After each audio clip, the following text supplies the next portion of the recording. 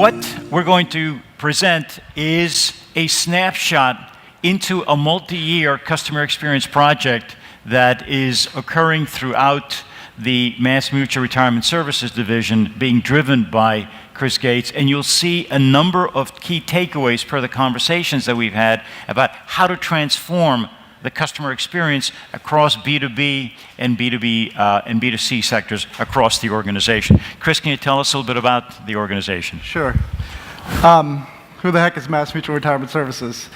We're part of a large enterprise, MassMutual Life Insurance Company. Some of you may have heard of it. It's a Fortune 100 company. The division that I'm working is responsible for retirement plans.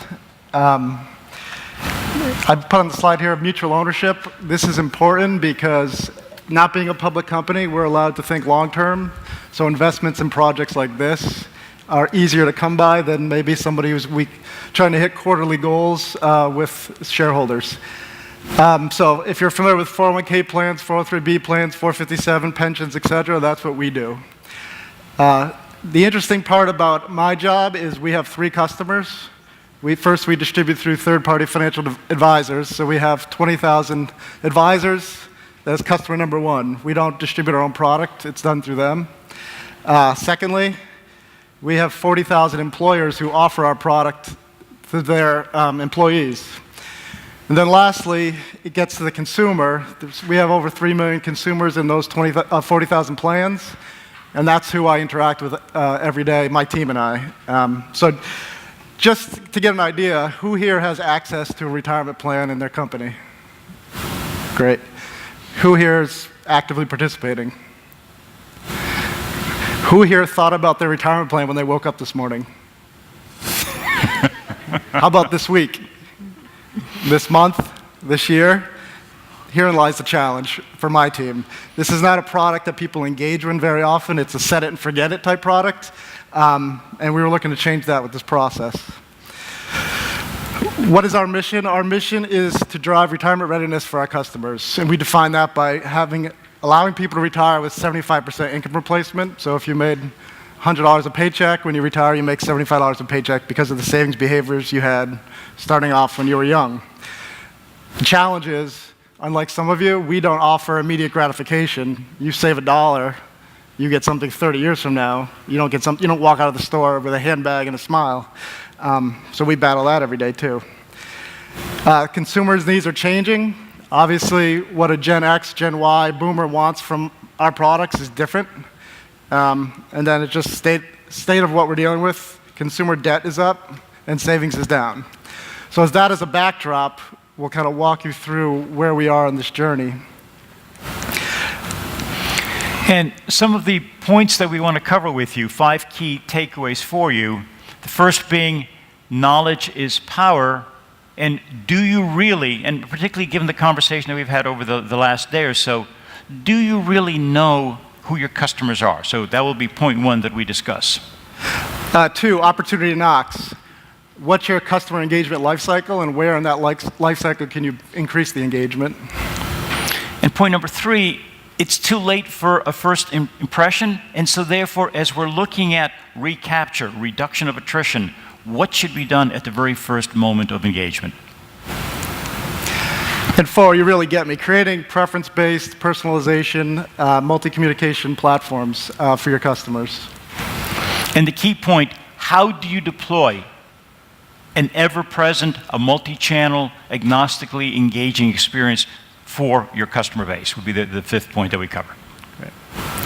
So as we look at this issue of knowledge of our customer base, and having now completed over 130 VOC research efforts for some of the smartest brands around, a key takeaway that we have is that companies are not sufficiently understanding of the rapidly changing needs and expectations of customers. So something for you to be thinking about is, given the volatility of change we've been talking about, what are your takeaways in terms of what you need to know to drive the level of customer engagement transformation?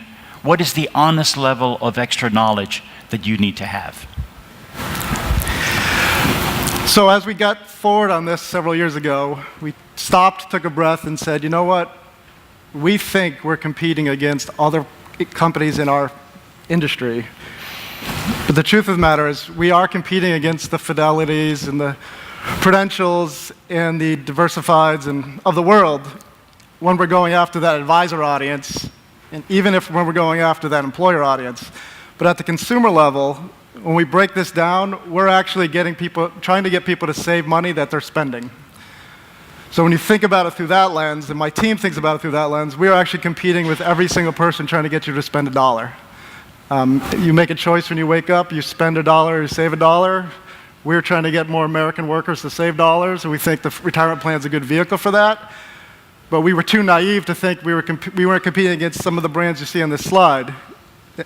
And all the tactics that you all use, that we hear at these conferences to get people to spend money, well, damn, what if we use that to try to get people to do something right and save money and as far as their benefits concerned? So that's kind of the mindset, that shift that we had stepping into this. And just a point on this. So why is Bud Light on here? Bud Light is on here because in the course of the VOC research, as we were talking with young people, or some cases not so young, about what are they thinking about relative to their retirement planning, their savings, well, I can't put money away into my retirement plan because I need to buy a six-pack or I need to buy a case on a Friday night to get ready for the weekend. So Bud was a competitor of share of mind, emotion, and ultimately disposable salary. So who would have thought of Bud as a competitor to MassMutual Retirement? So think very broadly about what your customers might be viewing as competition for spending with you or spending elsewhere. So how did we go about getting understanding of our customers? Well, first, we lived here for a long time. Track and measure data. We get employers to give us census data about their employees. We measure everything we do. And we were fine here. We actually did this better than most people in our vertical. We look at national averages. We outperformed all the campaign averages and everything else by just living here. But the truth of the matter is, we're driving cash flow for the business, but Americans weren't saving enough for retirement, so we wanted to look at doing a better job. That's when we met Ernan, and we started talking about the customer voice, listening to the customer, getting to know what the customer wanted, not what the distribution says they needed, and not what the employer said they needed, but what the actual employees said they want out of their retirement plan and their savings.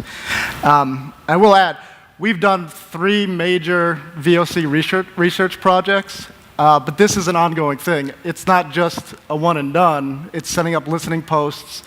It's me meeting with the head of the call center every month to say, what's going on? What are people saying? The problem with being in marketing, at least in my role, is that I don't get to talk to customers. So I rely on all these other people to talk to them and tell me what they're saying all the time. So this is an ongoing process. And then it's preferences. You've heard a lot about preferences over the last day and a half, but really, the rest of this presentation is going to focus on the last 2 parts of this and not the first part, really listening to the customer and asking and earning the right to deliver them communications and education. And key to the ask and earn, just a takeaway to ask you to please think about. Personalization, which we all agree is the next step. You can't execute personalization if all you're going to use is your transactional historical data. They bought this, they bought that, and therefore you want to sell them the other one. That does not work in today's environment. The leap for true personalization, which is the expectation of your customers, is to deliver on preference-based deep knowledge of where they are in their life cycle, their emotion, their attitude, their evolving role in a business or the household. So as we're talking about ask and earn, look that is the driver to populate the database with deep preference. That will therefore enable you to deliver on true personalization.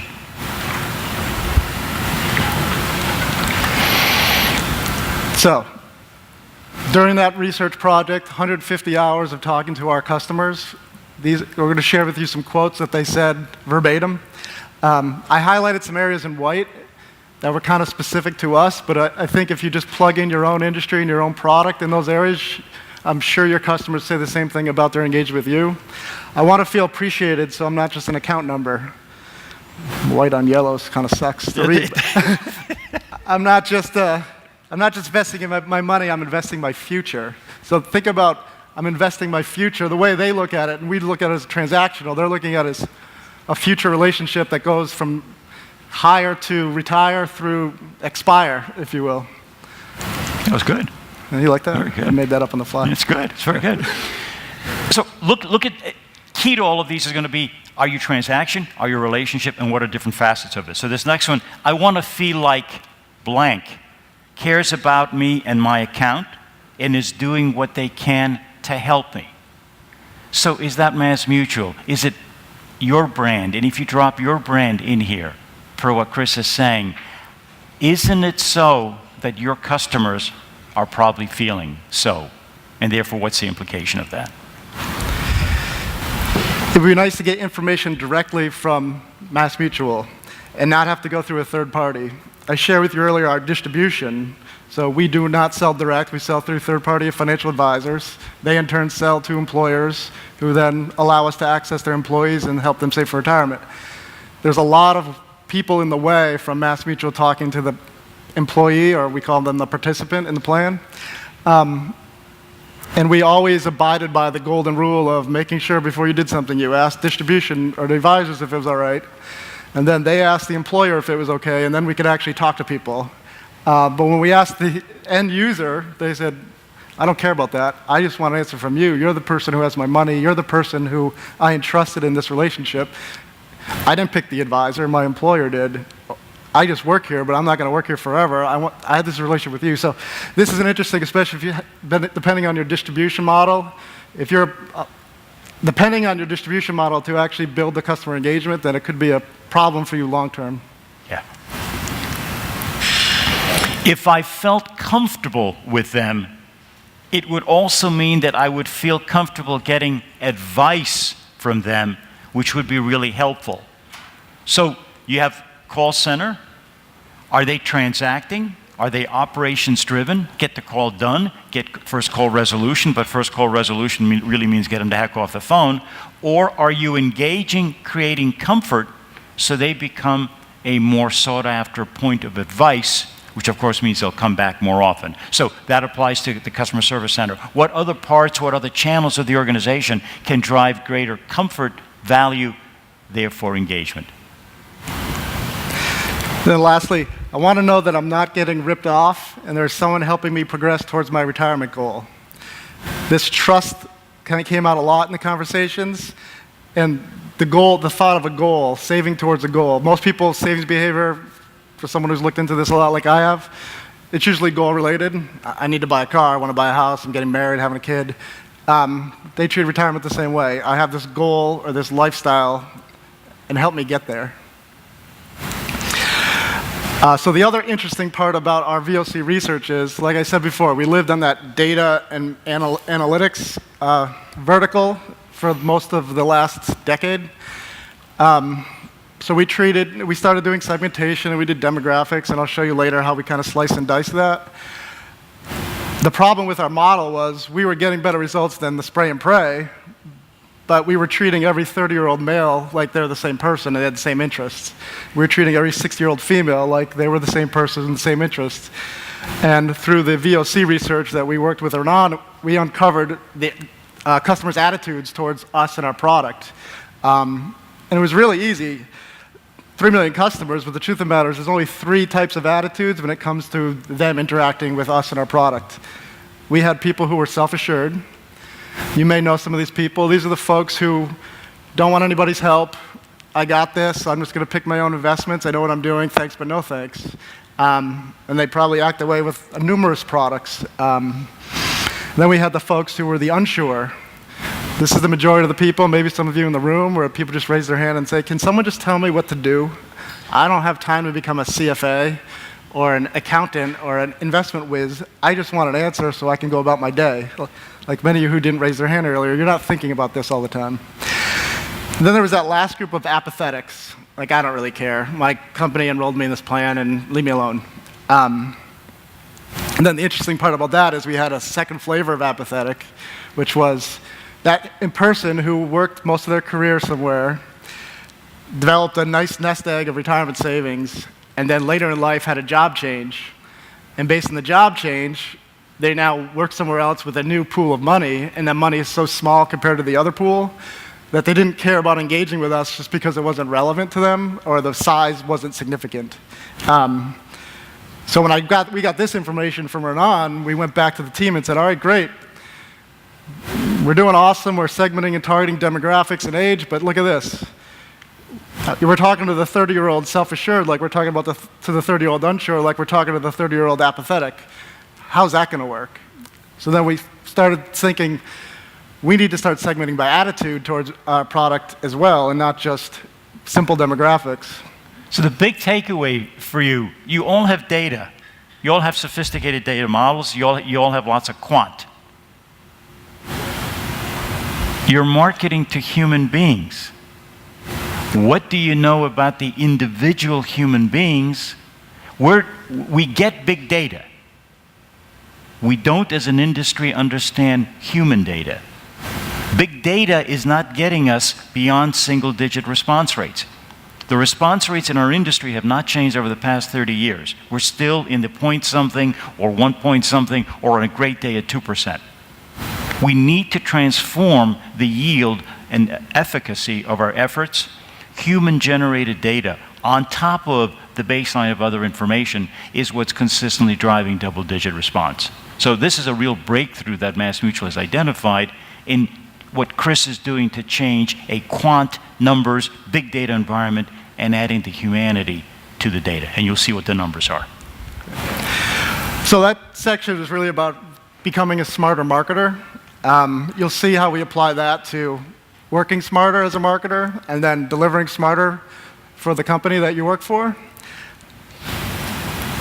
Second point that we want to talk about is this opportunity knocks and customer engagement lifecycle. The brilliance of your customers to tell you how to do it right, to drill into points of lifecycle, nobody can get it this smart. And Kris will walk you through what the wisdom of their customers said in changing the engagement process. Right. So, I mean, like you, we had an idea of what the life cycle was. And to be perfectly honest, what you're going to see here is probably not that big of a stretch from what you could have come up in the boardroom. The truth of the matter is, though, listening to how it's viewed from the customer's perspective and not yours really changes how we deliver on it now. So, step one. This is a no-brainer. I didn't need a VOC for this. We don't have customers if they don't enroll in the product. So the first step is to get all of you who aren't participating in the retirement plan to participate. Interesting part about this is we were so anyone gets a new job, you walk into the office first day and they give you a pile of stuff, and one of those things is to enroll in the retirement plan. What we heard from this was, guys, I know this is important, but I got so much stuff on my plate on day one. I got to find out who my colleagues are, where the bathroom is, what I'm going to do for lunch, my passcodes for my computer. And by the way, I have to enroll in healthcare because that's #1 priority. So could you do me a favor? Maybe the best thing for us to do is not to attack me on day one with enrolling in the plan, but wait a week when I can actually focus and give it some time. So that was our huge takeaway there. Step 2 was a new customer welcome program. I'm not going to spend too much time on this because we go into a deeper dive on this later. But the interesting part is, don't enroll, don't just call me the next day. Give it a couple weeks, let it settle in, and then we can have a good conversation. Step 3, proactive and ongoing touches. So this is really a step in a 5-step process, but it is a huge step. This is how you engage and interact with everyone every single day as a customer. And interesting things they wanted, like we talked about age segmentation, gender segmentation, attitude segmentation.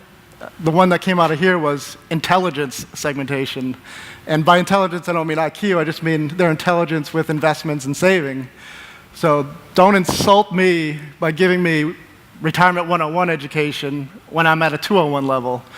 And if I'm at a 101 level, don't insult me with big words and terms that a 201 level person will want, because I'm just going to tune out. So it was targeted based on intelligence there as well as the other items we've talked about. Annual review. This is actually one of my biggest takeaways from this whole process, which was, particularly with the younger employee, Every one of you people in this industry that talks to me about saving for retirement talks about this dream of 30 and 40 years from now. And quite frankly, I have so many problems every single day. I know I need to do this, but all those current problems always trump it, and they always get in the way, and you just go down the list. And they said, how about we set up this program where we talk about what I can do in the next 12 months to better myself for 30 years down the line. And then you give me a 12-month goal, which is more actionable, and I can measure. And then at the end of 12 months, we meet, and we set up a new goal. Either you hit it or you didn't hit it. We talk about that, and then we set up the next 12-month goal. So that was a huge breakthrough moment. Again, not many of you raised your hands earlier about thinking about this product, but this is a way to get people kind of more front of mind with something that is really not thought about. And then there's the inevitable job changers and termination. How do we handle that process? Hopefully, if we did the first 4 steps right, that person has a choice when they leave their employer. They can stay with MassMutual as an individual customer, or they can take that money to their new employer with them. And hopefully, if we did our job right in the first 4, they'd want to stay with MassMutual, and obviously that's a huge, huge benefit on the cash flow for our company. And it's a delicate situation. Some of these people chose to leave, some of these people were terminated, some of these people are retiring, and you have to make sure you manage that delicately and carefully as well. So a takeaway, a big one for you, is think through a year-long touch process of engagement. What does it look like for you now? How much of it is transaction, I want to sell you based? How much of it is what are the points of value, need, education, etc., that your different customers need, and how are you going to identify what those are?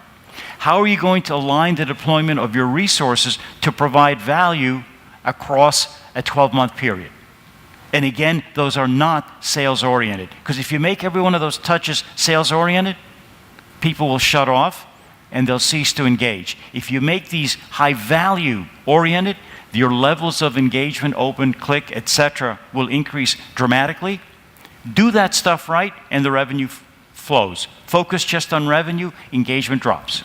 So it's a rethinking of the process, but look at how you can build your own very specific touch across a 12-month period. Interesting on that point. Step 3, we spend the majority of time on step 3 talking about products that we don't even sell.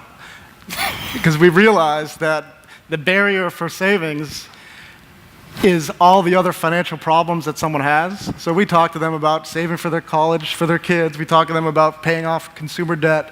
We talk to them about things that have nothing to do with our product line, but are barriers for them participating in our product line. So to Ernan's point.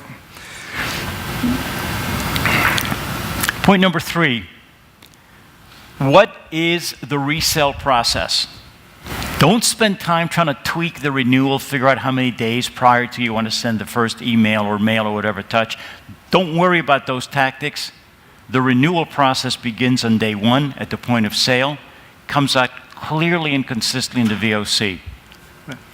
So I promised I'd talk about the onboarding and welcome program. So I had an idea when we went to the VOC that, you know what, I've been getting these things in the mail as a customer from other brands, and they really do this right. They make me feel this warm and fuzzy when I buy their product or enroll in their service. What if we did that retirement? What if we embraced the fact that none of you are thinking about retirement, except the day you enroll, you're actually, it's on your mind, and then if it's going to be, if we can't fight the inertia of the set it and forget it mentality, what if we just set it right instead of setting it wrong and take some extra time up front? And the truth of the matter is twofold. One is people get set off on better trajectories for savings. And the second is we start a relationship. We get a whole bunch of information from people that we wouldn't likely have were to get before because we develop a dialogue and conversation. And the best part about this is we had an idea of a welcome program with no design, and we let 150 hours of customer conversations design it for us. And they thought of things that, quite frankly, are so simple they would have been overlooked by my team. The first one is the initial scheduling call. So I enroll, you get a list of people that enrolled, reach out to me and welcome me to MassMutual, tell me all the stuff you got. But by the way, and this is the part that we weren't smart enough to even think about, I'm not going to answer my phone. I screen my calls, and I don't recognize your number, so I'm not going to answer it. But this is the voicemail you should leave me when you get my voicemail. And they were very particular about what words you should use to get them to call you back. And again, my team wouldn't have made that up as good as the customer. Meeting with the Mass Mutual rep, obviously this is probably something you could consider on your own too, but don't dictate channel. Let them, with their comfort level, dictate how they want to do that. Do they want a phone meeting? Do they want a chat? Do they want a Skype? Do they want someone in their workplace to meet with them one-on-one? Do they want to just exchange emails? That is personal preference by channel for this conversation was extremely important. Follow-up. Getting back to that annual program and annual review process from earlier, if we have a conversation and we talk about stuff, can you just send me a follow-up that's personalized to what we talked about and what I should be doing, not some generic crap that just has your name on it? I'm more apt to actually execute that with my kind of playbook, if you will. And then based on doing what we're doing, we fly in and out of companies a lot and do group meetings and one-on-ones. So when we're there, follow up with me. Meet that person, have that one-on-one experience, see how we're doing after the welcome. Anything you want to add there? Just a point. How many of you feel, as Kris has been talking about, low engagement, how many of you feel that your customers are really engaged with your product? Okay, good, good. So nobody cares about your product. That's the reality. We don't care about our ISP. We don't care about our automobile except for it to do its job. We don't care about stuff because life is so busy and complex and we got things to do. So if we're all humble and understand that our delicious, lovely product that we work on every day, nobody gives a damn. I got to go out, I turn on the ignition, and the car starts. That's a good car. It doesn't get any awards for starting. It just turns over and it starts. What do you do to build on that basic functionality to drive engagement? And so with your candor and saying, nobody cares about your product, that is the truth. How do you use that, therefore, as a springboard to go from basic transaction and functionality to make it about caring and engagement? That is the aha breakthrough that comes out of the VOC. That's what came out of this and Kris's sort of understanding, nobody gives a damn about my product. How do I therefore build value to my customers so I truly build a meaningful relationship? Yeah, as a marketer, we build, at least what we think, is a lot of great stuff. We have a lot of great tools, a lot of great education. We can make people much better off, but it never gets past the inbox, it never gets past the mailbox. The other thing that's subtly built in this process is preparation. Oh, by the way, you're now a Mass Mutual customer. You're going to get access to these things during our relationship. And it just creates a better open-mindedness to receiving all of the communications that my team is going to give you from this point forward. Oh, you've never actually had a retirement plan before? We're going to send you a 5-page statement, but just look at this thing, and this thing. So now they're at least they're not overwhelmed. They're just, all right, well, Kris said to just check this, and this, so they're engaging. And that was the other benefit here. All right, so Kris's point, how many of you issue statements to your customers as part of the stuff you do? You know what? Your customers don't read them, and they definitely don't understand them. Do you folks understand your investment statements? Your retirement plan statements? Do you really understand the 6 pages of information? Just look for one number. You look for one number. Right. Is there a plus or is there a minus, right? So there's the 6 pages of other stuff. Nobody understands this. I do it for a living and I don't understand. Okay. So what if we were to help our customers understand the thing we deliver occasionally, which is supposed to be a statement of we're doing things for them? That's really basic. How many of us take that extra simple step and say, I'm going to send you a monthly, quarterly, whatever. Can we educate you so there's meaning so you look at just more than one number? Just one simple, tiny kindergarten example of can we bring value? Or do we just deliver the compliance transaction of issuing a statement? Point number 4. Transaction-driven communications, transaction data will hurt you if you don't go deeper, because you will not be able to pay off on the expectation of personalization. That is just a mantra for you to take away as you look to get to the next level, and certainly why you're here at the conference, which is to get to a deeper preference personalization-based engagement. Okay. So this is what my industry has done in the past. We have a message, we spray it to the masses, and we hope those 2 people in green, who are actually the ones who need the message, do what they're supposed to do, and everyone else just ignore it. That's kind of what I walked into when I started my job here at MassMutual. But they're no different than anyone else in that space, and probably in a lot of spaces. It's a cute picture, but that's kind of the spray and pray. One size fits all. So as I sit here at conferences like this, and all of this stuff is really awesome. Like 100% preference-driven marketing, I'm on board. The truth of the matter is, my business can't go 0 to 100 overnight. We have to take incremental steps to make that happen. So what I'm going to share with you is where we are and where we aspire to be. So maybe some of you are sitting there going, yeah, what I've heard of this conference is great, but geez, to move mountains to get to that, I'm not up for that fight. And there's ways to chunk this out so you can kind of move towards that goal. So right now, we are not on spray and pray anymore. We developed, through our VOC research, some of the attitude segments you saw, we're delivering on persona-based experiences. So right now, we have 18 9 male and 9 female personas, and we group people in bunches based on that. Now, for some of you, maybe that's still old news. For the retirement industry, that is bleeding innovation, believe it or not, or the benefits industry. We're on our path to 3 million customers, 3 million experiences. There's a foundation of technology that we're putting in place in order to do that, and that doesn't happen overnight. And it certainly doesn't happen just in the marketing department. So it's a team goal with our partners in systems, in finance, because they got to pay for it, and with the executives.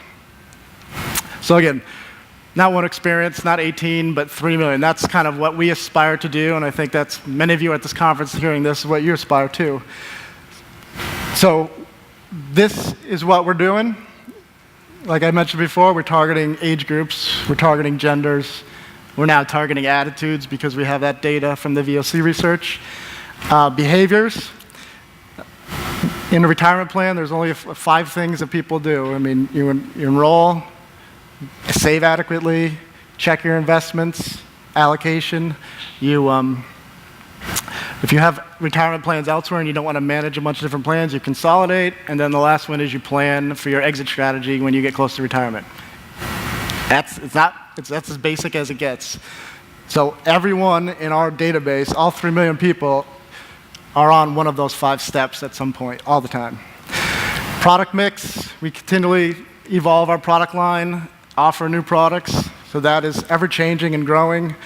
And then preferences. This is how we get from 6 to 18 to 90 to an infinite amount of experiences. Preference has a lot to do with that. And since we're highlighting precedents here, I'll turn it over to Ernan to, again, talk about how preferences and reciprocity of value equation works. So to recap what we discussed yesterday, this is transformation.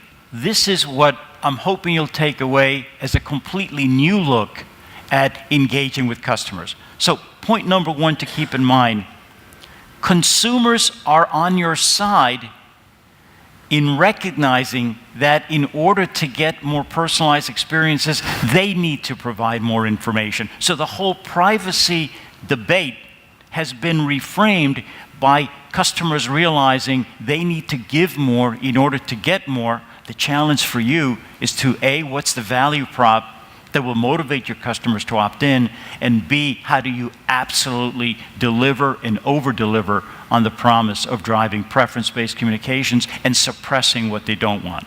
Point number 2 of this, if they trust the brand, so you have a trust dimension to keep going back to and reminding folks you have been delivering on the brand promise. You have been doing what you promised to. Therefore, you will keep the promise as you get more personal, more deep information that you will deliver on that promise as well.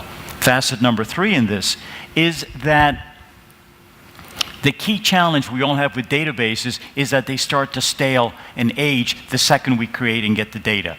Once a customer sees that by opting in they will get a better experience, it is in their self-interest to do progressive profiling and update the data and provide deeper data, therefore keeping the database fresh.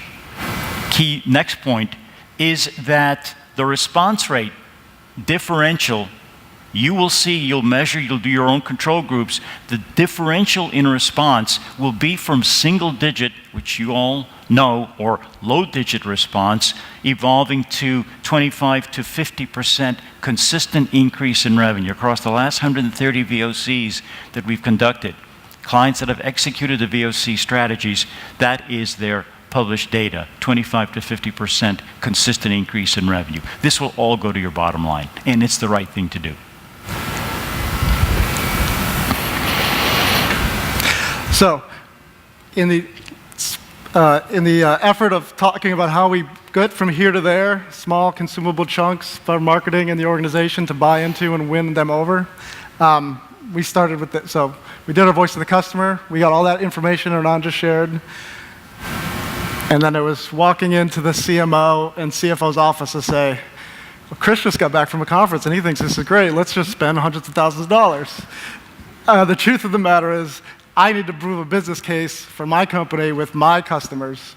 So we're on our path of several pilots, and I'll share one with you, kind of prove out this does work for us too. So we developed this YouTube webinar series. It's goofy educational videos that talk about, it's a fake talk show. It talks about challenges, how to solve them with some lighthearted humor. Actionable takeaways, 9-episode season. So we decided, let's do what we usually do, what I showed you before. Let's segment our audience based on demographics and send them all an email and invite them to watch. But let's put an opt-in on that email to actually say, do you want to be reminded when new episodes are out? We'll send you an email with a reminder, and then you click on it and watch it. So the group that actually said, yes, please remind me, we put in bucket 1, and then we had a control group of other people that we could just continue to annoy in bucket 2. And here's the lift I was able to prove to my boss, the CMO, and the other executives. By doing so, the people who opted in had a 94% higher open rate on the emails, 1,000% higher view rate of the videos. We knew that was going to happen. Not at that scale, but those size, but we knew that was going to happen. What was kind of enlightening was no one in that group opted out after they opted in, and 100% deliverability. When you actually have an opt-in list, this is kind of a no-duh moment, but when you actually have an opt-in list, you actually get all the right email addresses, and everything works like a charm. So that was a huge takeaway, and that was our building block to say, how can we start scaling this to other projects and not go from 0 to 100, but go 0 to 10, and then to 20, and then to 30. So that was our first pilot. Last point, how do you move this into action? And when we started working with Mass, the president, Elaine, asked me, as you evaluate clients, what do you look for in terms of success criteria? And I said, there are 4 things, and I think these will be helpful to you. Number 1, humility. Clearly, you're all successful brands or you wouldn't be here. Humility to recognize what you don't know, and therefore trusting the wisdom of your customers. Number 2, openness to what they say. There are things you're going to hear from your customers that are going to shatter some widely held beliefs, challenge a whole bunch of thinking. Be open. It's the wisdom of what they're saying that will drive your success. Be open. Don't justify. Don't defend. Just absorb what you're going to learn in terms of your VOC feedback. Number 3, don't just look at the tactics. Look at the strategic implications of what your customers are advising you. Absorb the strategic takeaways. And the number 4, be incredibly agile and flexible as you execute. And with those 4 points in mind, look at the amazing process that Kris and his team have built to sustain and scale this whole customer engagement initiative. Yeah, so we're running short on time, so I'll quickly just go through this. But that pilot I shared you before, that was just a couple guys on my team managing that off the corner of their desk on an Excel spreadsheet. We're not talking about huge systems effort to do all that. It was really, let's get down and dirty and prove this out. At the same time, we're building a process where we can scale that experience across 3 million people with all the preferences. So, Data Mart, all the customer-provided data comes in the Data Mart. We get data from the employer, we get data from the consumer, we get data from third parties, we have behavioral data that we witness based on their interactions with us, all in one place. So when you're viewing, I'll say the cliche, 360 degree, but when you're viewing that customer, you know everything that happened. When they call the call center, they know that that person just viewed that the video. They know that they were on a webinar. They know what their problem is likely to be. Intelligence analytics, deploying that personalized communications, both online and offline. Our system is built so that you go in and view the customers through the engine, and that is automatically deploys paper, email, web, statement messaging based on preferences to each individual, so both online and offline. Believe it or not, print's not dead, at least in my industry. People still like to get something in the mailbox. And ironically, the younger people like to get it more than the older people, believe it or not. Events and webinars, everything's captured in one place. Currently, when I started on this process, we had 3 places for data. We exported spreadsheets from 3 places. Someone who's smarter than I with Excel put them all together, and that's how we executed mailings and things. But you can't scale that. And then, really, this slide originally was just to tell you all about all the things you already know, all the tools that you have at your disposal for marketing. The truth of the matter is, those really haven't changed over time. We add a few fancy ones every now and then. But really, it's taking everything at your disposal as a marketer, running it through a preference and targeting filter, so you can get higher engagement and better outcomes for the customer and for your business. So the last thing here I'll just end on is we have a very commoditized product. Maybe some of you do too. Our pricing is pretty much in line with the industry. Our investments that we offer whatever you want. It's in line with the industry. The only thing left that differentiates us as a provider for your employers and for the consumers is the experience. So the big turning point for MassMutual and for my department was that day they woke up and said, holy shit, we're not selling investments anymore. We're selling the experience. And if we start putting this stuff Kris is doing to the front of the sales presentation and not an afterthought, we're actually going to start winning more business, and that's what's happened. And this slide here is I just ripped out of our sales presentation. This is the one slide elevator pitch that our sales reps go to the marketplace and say, this is what we do for you that no one in the benefit space is really doing. We're taking your data, we're partnering with behavioral scientists to talk about how we overcome inertia, we're employing consumer preferences, and we're delivering. The wheel of awesomeness, by the way, is an internal term that the sales guys use. Bringing innovation, targeted messaging, making every interaction with each person meaningful, and then 24/7 access. So my just takeaway here is like, this is ours, but what is your company's wheel of awesomeness? Is the marketing department and the service and the experience you provide part of what you sell, or is it just what you do? For us, it's both now. So with that. Thank you. We are out of time. So you have a break coming up next. I hope you receive very specific and actionable takeaways to help add to what you're taking away from the summit in terms of customer engagement tips and guidelines. Thank you.